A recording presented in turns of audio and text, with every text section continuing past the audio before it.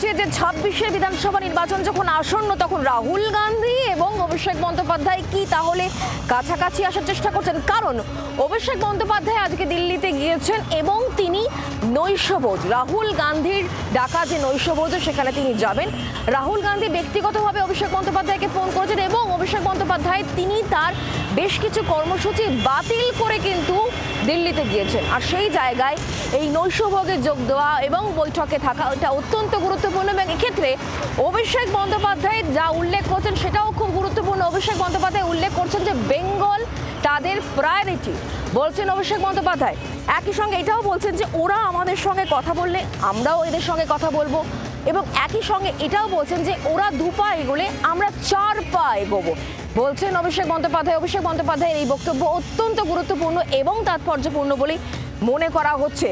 পূর্ব নির্ধারিত কর্মসূচি বাতিল করে অভিষেক বন্দ্যোপাধ্যায় দিল্লিতে গিয়েছেন এবং অভিষেক বন্দ্যোপাধ্যায় যেটা উল্লেখ করছেন যে আমাদের লক্ষ্য, আমাদের প্রায়োরিটি বেঙ্গল, ওরা আমাদের কথা বললে আমরাও এদের কথা বলবো, 2 পা হাঁটলে আমরা 4 পা হাঁটবো, বলছেন অভিষেক বন্দ্যোপাধ্যায়। ২৬-এর আগে তাহলে কি রাহুল গান্ধী এবং অভিষেক বন্দ্যোপাধ্যায় কাছাকাছি? রাহুল গান্ধী নৈশভোজে যোগ দেবেন আজ অভিষেক বন্দ্যোপাধ্যায়।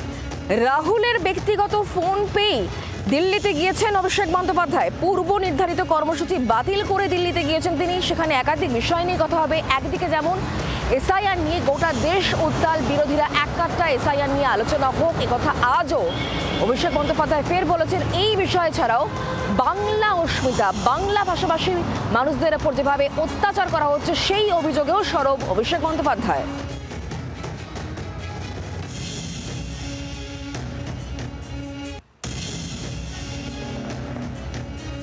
বন্দ্যোপাধ্যায় এবং রাহুল গান্ধী তারা কি কাছাকাছি তাহলে আসছেন এবং অভিষেক বন্দ্যোপাধ্যায় যে বার্তা দিচ্ছেন সেটাও খুব গুরুত্বপূর্ণ, যেক্ষেত্রে তিনি বলছেন আমাদের লক্ষ্য হচ্ছে প্রায়োরিটি, আমাদের প্রায়োরিটি বেঙ্গল, ওরা আমাদের কথা বললে আমরাও এদের কথা বলবো, ওরা 2 পা এগোলে আমরা 4 পা হাঁটবো, বলছেন কে অভিষেক বন্দ্যোপাধ্যায় এবং যা যথেষ্ট তাৎপর্যপূর্ণ বলে মনে করা হচ্ছে। আমরা কথা বলবো সৌম্য আইচ রায়, কংগ্রেস নেতা, এই মুহূর্তে আমাদের সঙ্গে রয়েছেন টেলিফোন লাইনে। সৌম্যদা, অভিষেক বন্দ্যোপাধ্যায় এবং রাহুল গান্ধী ২৬-এর আগে কি কাছাকাছি আসছেন? কারণ অভিষেক বন্দ্যোপাধ্যায় তো বলছেন যে ওরা যদি আমাদের কথা বলে আমরাও ওদের কথা বলবো, ওরা 2 পা হাঁটলে আমরা 4 পা এগোবো।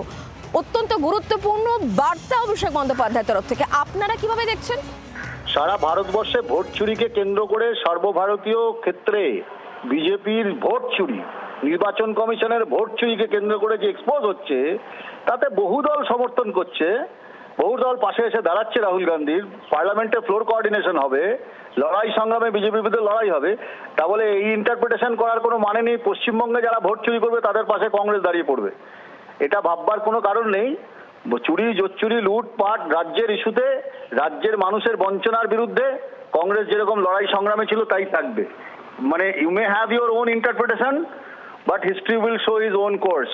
ওটা ভাববার কোনো কারণ নেই। এই সারা ভারতবর্ষে যে ভোট চুরি, সেই ভোট চুরির বিরুদ্ধে যে যে দল আমাদের পাশে থেকে আন্দোলন করবে পার্লামেন্টের ফ্লোরে বা বাইরে, তারা সবসময় স্বাগত। তার মানে এই নয় যে রাজ্যের দুর্নীতি, বঞ্চনা, চুরি, লুট পাট, খুনের এগেন্স্টে 4 আনা জমি ছেড়ে দেওয়া হবে তৃণমূলকে। সৌম্যদা, ধন্যবাদ আমাদের সঙ্গে টেলিফোন লাইনে থাকার জন্য। অভিষেক বন্দ্যোপাধ্যায় তিনি আজকে দিল্লি থেকে ঠিক কি বলেছেন, আসুন তার বক্তব্য শোনাই। আজকে নৈশভোজে যাচ্ছেন, রাহুল গান্ধী আপনাকে ফোন করেছিলেন? হ্যাঁ, আমি যাব। আজকে নৈশভোজে যাচ্ছেন, রাহুল গান্ধী আপনাকে ফোন করেছিলেন?